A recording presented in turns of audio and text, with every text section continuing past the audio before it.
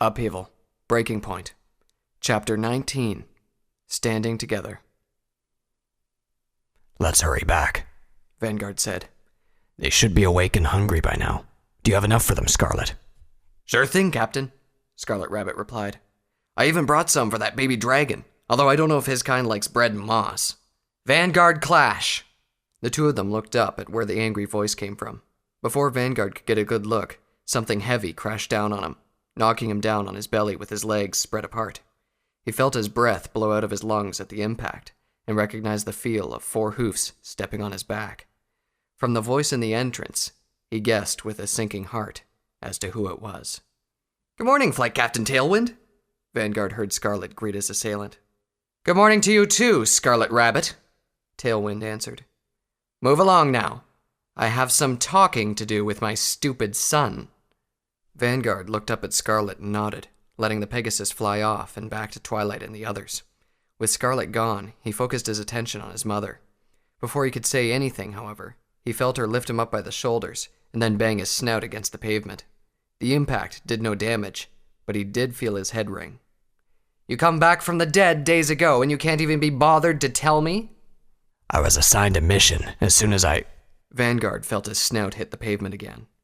You owe me 12 dead wolven, you rotten boy. I went on a rampage because I thought you were dead, and your father nearly got himself killed. Vanguard was still rubbing his snout painfully as he walked towards the building where Twilight and the others were staying. Tailwind had decided to accompany him, stating that she wanted to see the Chosen for herself when he mentioned that they were going to join the Legion, and that 2 of them were Pegasi. They were still a good distance from the building, however, when he spotted them.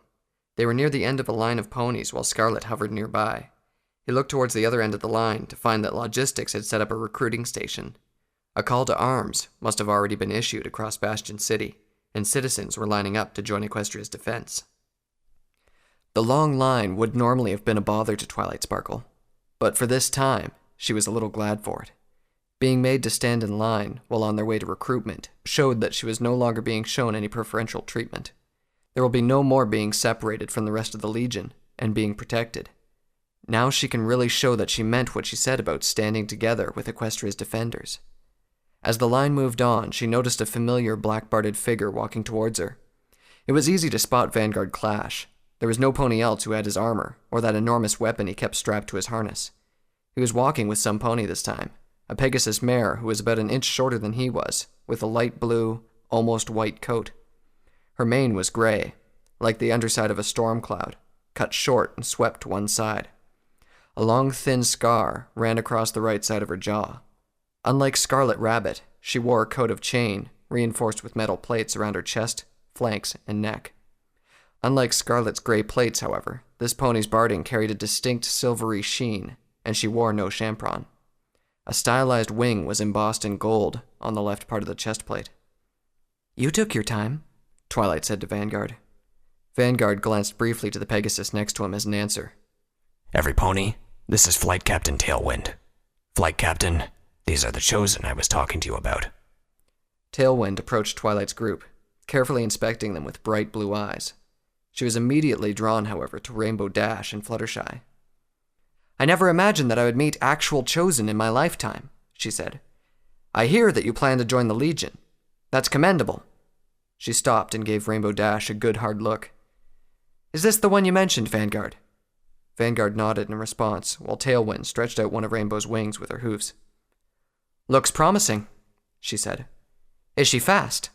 "Almost as fast as Scarlet," Vanguard answered. Tailwind nodded approvingly. Rainbow was about to raise her head proudly, but the word almost quickly caught her attention. On impulse, her gaze immediately landed on Scarlet Rabbit, who was still hovering nearby. The sight of this put a small smile on Tailwind's lips. And what about this one? She asked as she turned her attention on Fluttershy. "Red Brand has that one pegged for medical already," Vanguard answered. That fool of a nag, Tailwind muttered. When did he get to reserve recruits for himself? Fine. She looked at Rainbow, who couldn't help but be taken a little aback by the intense stare. I'll see you in reconnaissance. Now I have to go. The other flight captains will have started arguing over recruit placement, and I don't intend on finishing this day with less than a full flight. With that, Tailwind walked off. She patted Vanguard on the shoulder as she passed him. Stay safe, son, she said softly. I might not survive the next time I hear you're dead. She seems interesting, Twilight said once Tailwind had left. I heard her call you son, Applejack said. Was that your ma? Yes, Vanguard answered a little sheepishly. She wasn't very happy that I put off seeing her until we got here, but she was more reasonable about it than I expected. She sounds like a nice lady, Applejack said with a grin. Try telling that to her flight, Vanguard snorted. Move along now. The line's adjusting. The line eventually dwindled until it was their turn to face the recruiting officer. The olive-coated stallion took a sip from the cup of tea on his table and took a good look at Twilight's group. At the sight of them, he nearly gagged on his tea. What's this? He asked. When did we start drafting Chosen? They're recruits, Vanguard said. Ignore the marks on their flanks. They'll serve just like every pony else. The recruiting officer glanced skeptically at Vanguard and then shrugged. He then handed the quill to Twilight. Names and signatures here, he said as he pointed to a piece of parchment on the table. He suddenly stared intently at Twilight when she had the quill. By signing on, you hereby pledge your complete loyalty to the Equestrian Legion, that you will obey its officers and acknowledge their authority as extensions of the authority of Prince Torado, rightful ruler of the Barrier Lands. Know that there is no leaving the Legion. Even after retirement from active duty, you will be expected to serve if called upon. If you attempt to leave once you have joined, you will be tried for treason. Do you understand? The words only served to highlight the finality of the path Twilight had chosen.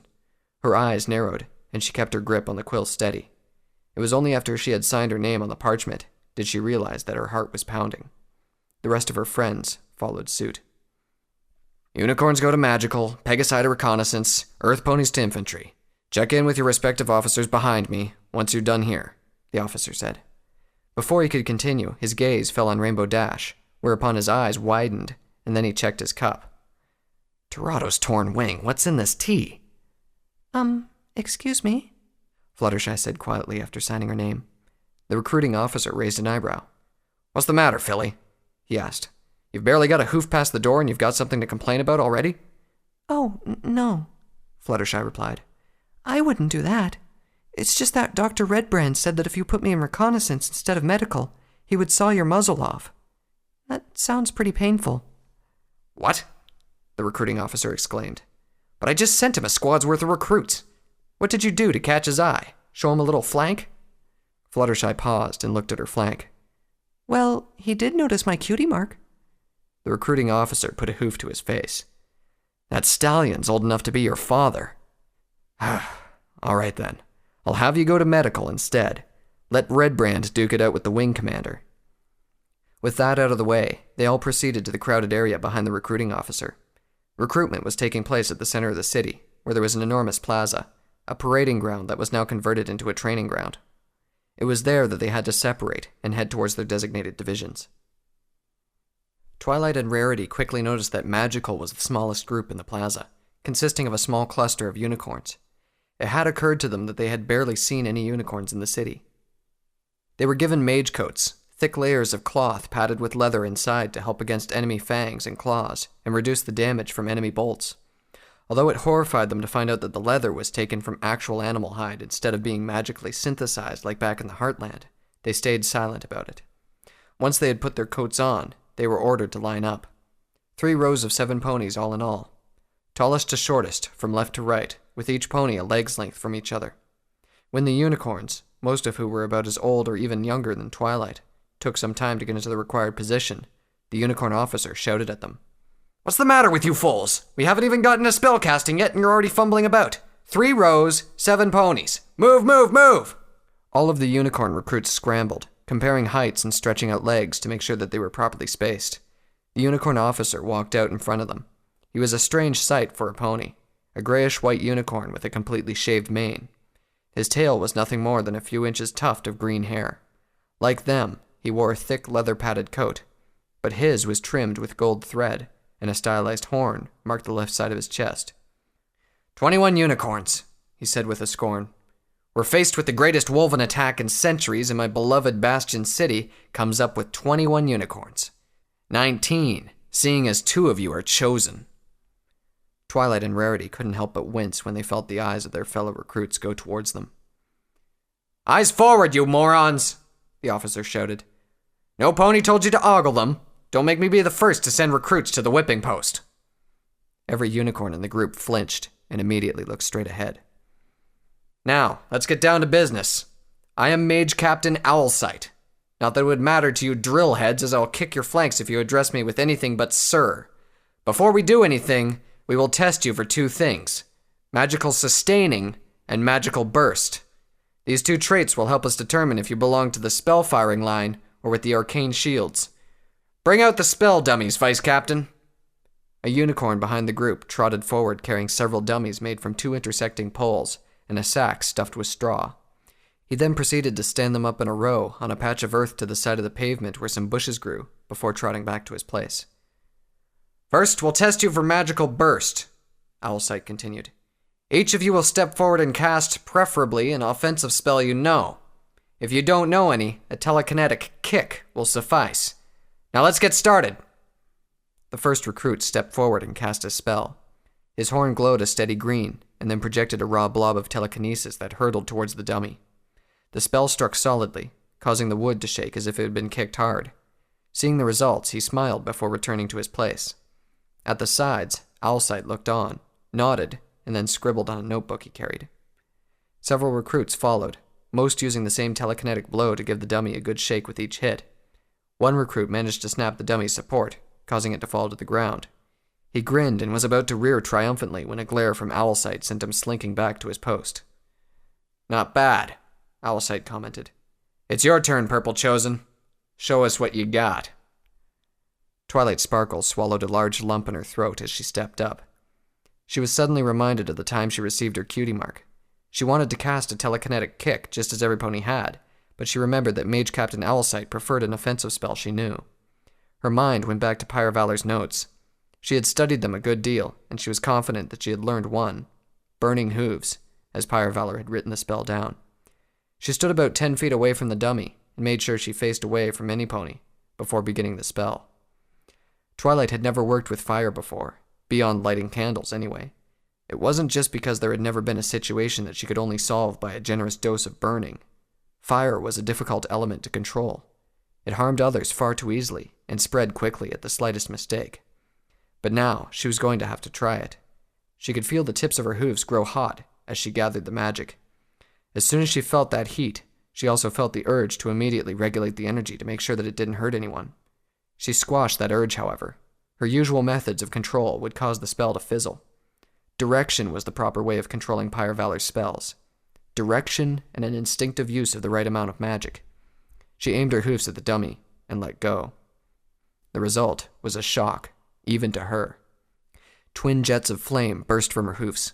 They traveled only for a short distance, barely licking the dummy, but that was enough to light it on fire, sending thick clouds of smoke rising upwards for other recruits to gawk at. "Impressive," Owlsight said flatly.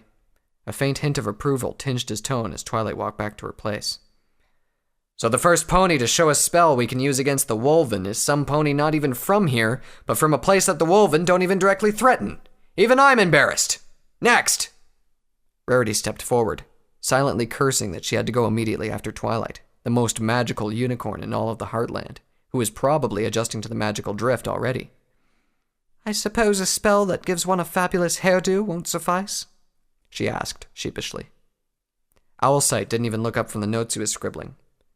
"One more wisecrack, recruit, and I'll saw your horn off and chuck you over to infantry," he said.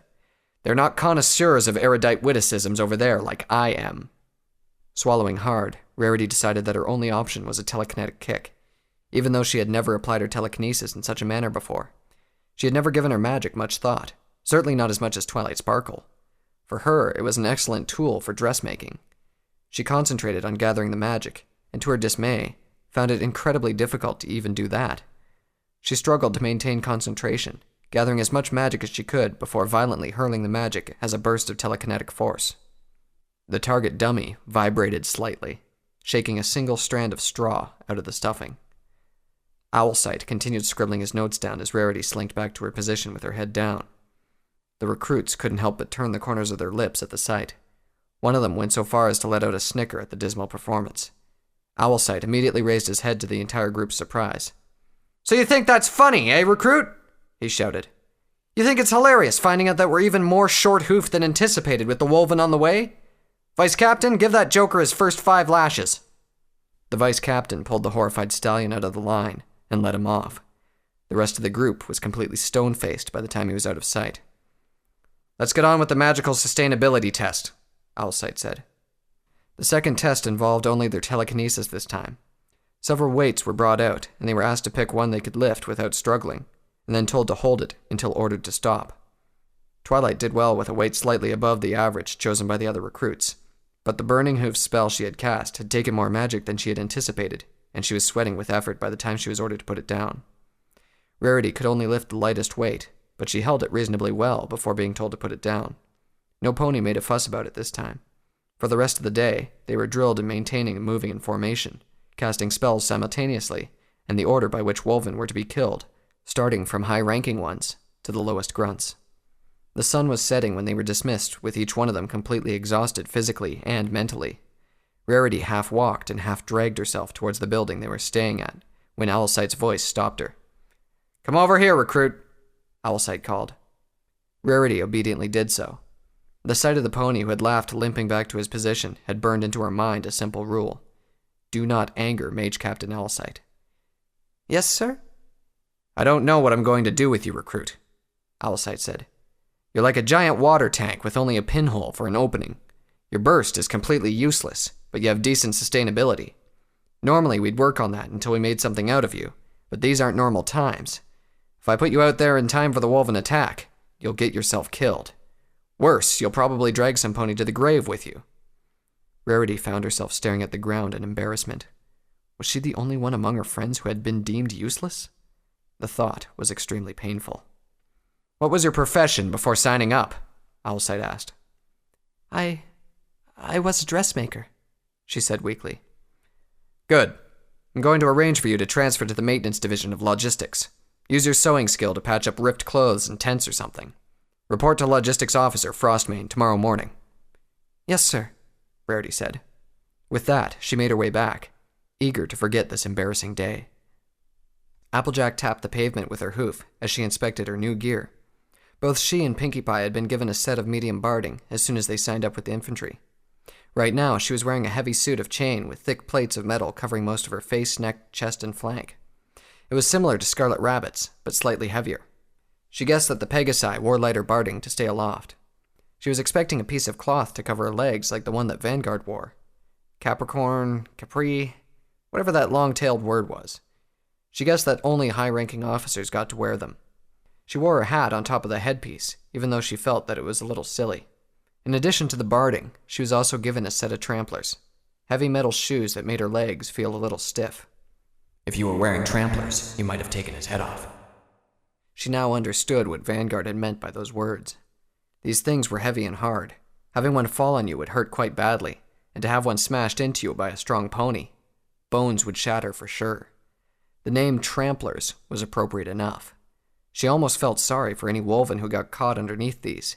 All the metal she was wearing, however, slowed her down considerably. The weight around her body was going to take some getting used to. She expected to wake up stiff in the morning.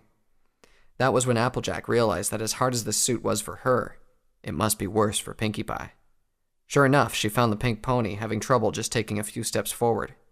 Pinkie had been enthusiastic about getting a set of barding and tramplers. Even though she was a little disappointed that she couldn't choose the color, she was still all smiles when she began putting them on. The weight swiftly crushed that enthusiasm, just as surely as it was slowly crushing her. "That's enough admiring yourselves, fillies," one of the infantry officers called out. "Fall in!" Infantry's recruits made the largest group of ponies at the plaza at the end of recruitment. They were organized into 3 separate groups, with 35 ponies each. The first day of training's objective was simple: get used to your barding. They were taught basic formations and made to walk, trot, turn, and stop without breaking them. It was only a matter of time before Pinkie collapsed completely while trotting. The weight was simply too much. She was panting heavily, and her sweat dripped on the pavement. "Get up, filly," their officer said. He didn't shout like the other officers, but he had a stern tone and a frighteningly disconnected way of talking. "How can you possibly defeat a Wolven if an inanimate suit of metal gets the better of you? Get up!" Pinky tried to get to her hoofs, but her knees wouldn't follow through. After a second attempt failed, the officer motioned for Applejack and another recruit to come forward and help her up. They helped her to the side, then took off the barding. "Get back to your positions, you two," the officer said. The day finished with Pinky remaining sidelined. Although completely exhausted herself, Applejack walked over to her. One of the other recruits, a young stallion with light brown coat and a short spiky mane of darker brown, named Two Colt, walked with her. He was the other recruit who had been called to help Pinky earlier, and he was also the pony immediately to Applejack's left while in formation. Earlier, Applejack had asked about his name, to which he replied, "My parents have no imagination. I was their second colt." They found Pinky looking completely deflated when she heard that they were to report back the next morning. "Maybe infantry ain't the right place for you, Pinky," Applejack said. "There has to be a group that doesn't need to wear all this metal." "They'd find a use for her in logistics," Two Colt added helpfully. What?" Applejack asked. "What do they do?" "Lots of stuff. If it's got something to do with food, equipment, transportation, and recruitment, logistics deals with it." "Well, there you go," Applejack said with enthusiasm. "Sounds like something you can do, Pinky." The suggestion seemed to brighten Pinky up. "Yeah," she said. "I'm pretty good with food, especially if they don't make me wear this suit while making it." Two Colt looked at the pink pony skeptically. "Are you sure?" he asked. "The Legion can't run without logistics, but it's not a glory role. Your brothers and sisters set out to win the day, while you hang by the rear lines peeling potatoes." "It takes all kinds to make the Legion," Applejack said. "You said it yourself." She turned her attention to Pinky. "Let's get some rest. Let's see if we can talk to our officer about putting you there." "He's probably considering it already," Two Colt added. The recruits for medical didn't have a place in Bastion City's plaza. They were too few in number and didn't need that large a space anyway. Instead, Fluttershy found herself ushered into one of the nearby buildings. Inside, Dr. Redbrand and two assistants were standing over several recruits. Even at a distance, Fluttershy noticed the fierce scowl on Redbrand's face and the veins pulsing on his forehead. He noticed her in return and immediately shouted, "Fluttershy! About time you showed up! Get your bug-marked flank over here and help out!" He looked over the recruits, who were clearly cowed by his yelling. "These idiots can't even do a proper sling! I've got half a mind to break their forelegs and let them figure it out!" Fluttershy immediately rushed over out of concern for two things: to make sure that Redbrand didn't shout himself hoarse, and to make sure that he didn't really break the forelegs of his new recruits. Despite being a new recruit herself, she soon found herself playing more of the role of a teacher instead of a student, helping the other recruits master different medical techniques before Redbrand lost his patience. The doctor meant well, and he taught clearly and precisely, but he also expected great results immediately and resorted to violent threats when his students fumbled. Nevertheless, Fluttershy felt that he would only remotely consider carrying out those threats when things got very bad indeed.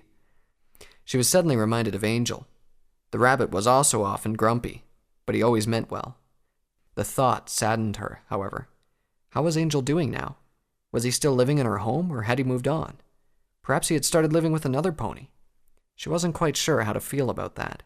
She also wondered if he resented her for disappearing, or if he was now glad he didn't have to fuss over some pony. "Stop staring into space and help that recruit over there, Fluttershy. He's about to strangle himself with that roll of bandages." Fluttershy flew over to the poor recruit and helped him untangle himself. She had to smile a little, though. The thought of comparing little Angel to the tall and gruff Redbrand did seem kind of silly. She decided to concentrate on helping out for the sake of the recruits. It didn't take long for the day to wear down.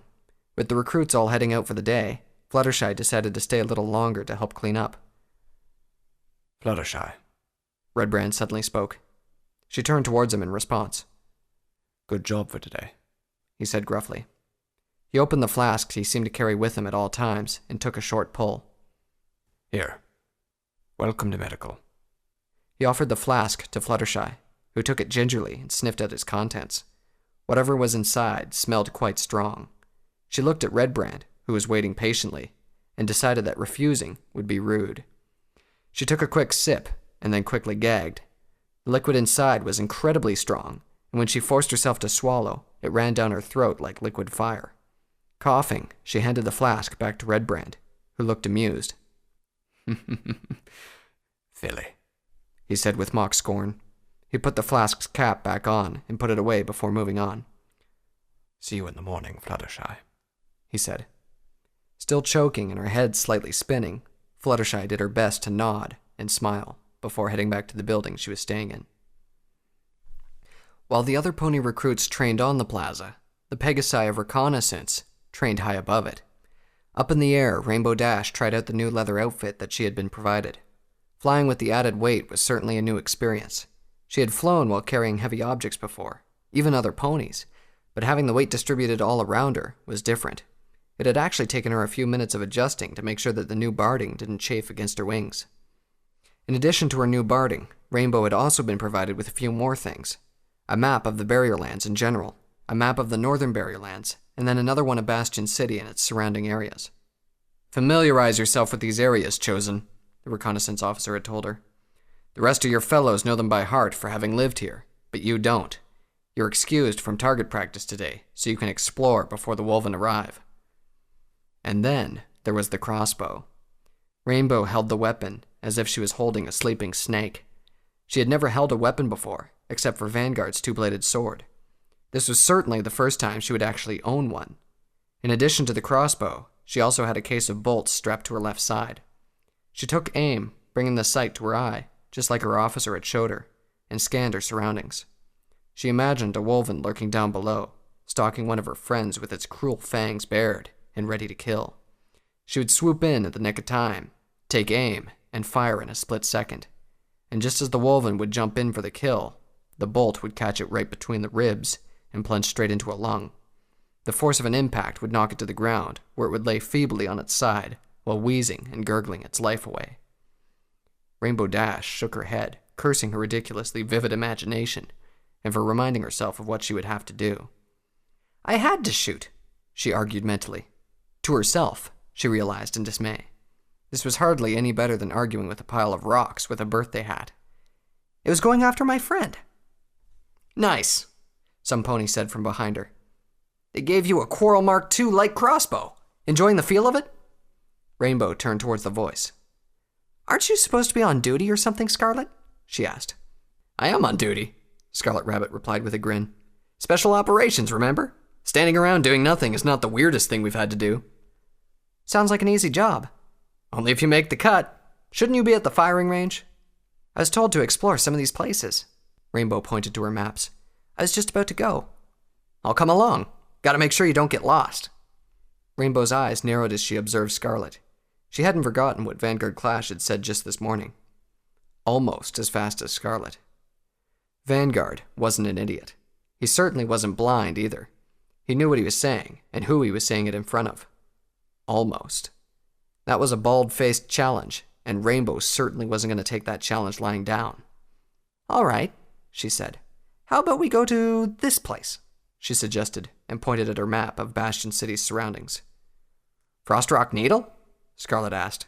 The Needle, as it was often simply called, was a peculiar formation of rocks several miles to the north of Bastion City that resembled a needle jutting upwards.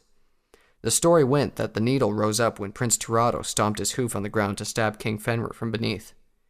Good choice. Check out the northern areas first, since that's where the Wolven will be coming from. How about we race there? Rainbow asked with a smirk. Whoa there, Scarlet replied. Why race? Why not? I heard you're fast.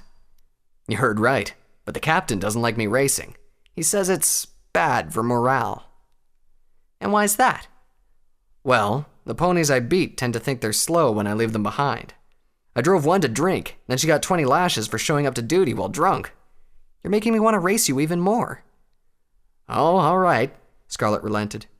Just promise me you won't start crying to the captain afterwards. Oh, you'll be the one crying once I leave you behind, Rainbow taunted. Let's start. From where they were hovering, they could already see the silhouette of Frostrock Needle. Scarlet showed Rainbow how to attach the crossbow to her harness, and then hovered next to her. He readied himself for a quick flying start. All right, on 3, he said. 1, 2, 3! The two of them sped off at the same time, leaving behind twin trails, one of prismatic colors and the other of bright red. To her surprise, Rainbow found herself neck and neck against Scarlet. He is fast, she thought. She was flapping her wings as hard as she could, and the distance between the two of them didn't change. On his part, Scarlet wasn't even looking at her. As the needle came closer, Rainbow began to feel the burn of exertion in her wings. She gritted her teeth and flapped even harder until the onrushing wind began to send her lips flapping. Scarlet remained at her side, his face split into a wide grin. He was enjoying this. She was straining herself just to lose him, and he looked like he was having the time of his life. The needle was a mile away when Rainbow gave it everything she got in one final burst. Finally, she noticed herself pulling slightly away from Scarlet. She looked ahead in time to realize that she had to slow down or slam into the rocks. With her wings flapping backward, Rainbow forced herself to decelerate, her hoofs flailing wildly in her attempt. She slowed down enough to strike the rocks with her hoofs before shattering bones. She looked to her side in time to see Scarlet touch the rocks just a split second after her. "Ha!" she cried out between pants. "I won! I beat you!" Scarlet Rabbit was panting too. "Yeah, you did," he said with a grin. "I can't believe some pony could actually beat me." Rainbow did a little victory dance in the air. She did it. She showed that Vanguard and his mother. Her wings were on fire, and she was panting as if air was going to go out of style after a few minutes, but she did it. Scarlet flew over and offered a hoof in congratulations. With a smirk, she took it and shook vigorously. The motion caused Scarlet's barding to jingle slightly. The sound immediately wiped the smirk off Rainbow's face. "Hey, Scarlet, how heavy is that barding you're wearing?" she asked. "Oh, this?" Scarlet asked. "It's called light barding, so it's light. Let me try it on." "I'm not switching barding with you out here," Scarlet protested. Rainbow hovered up close and lifted up the metal plate that had protected Scarlet's chest. Light her flanks. The plate alone likely weighed half as much as her leathers. Scarlet just raced her wearing a plate-reinforced suit of chain barding. "Who told you to turn this into some handicap match?" she asked indignantly. "What are you talking about?" Scarlet asked. "Do you think I was going to take off my barding and leave it somewhere while we raced?" "Well, yeah." Scarlet laughed briefly. "That's crazy," he said. "This thing costs a lot, you know. I leave it someplace for a few minutes and I'll end up flying naked for the rest of my missions." "This race doesn't count," Rainbow said through grit teeth. "Someday we'll race on even terms." Okay, Scarlet said with his hoofs raised in front of him. "We'll race some other time, and—" The red Pegasus stopped and stared at what was behind Rainbow. Curious, she looked towards that direction as well. "Time to head back," he said. To their north, just at the edge of the horizon, they could already see a steadily advancing mass of dark colors. The Wolven were on the move once more. Even Rainbow could tell that they would be at the city's gates soon. Ignoring the burning in her wings, Rainbow followed Scarlet back to the city.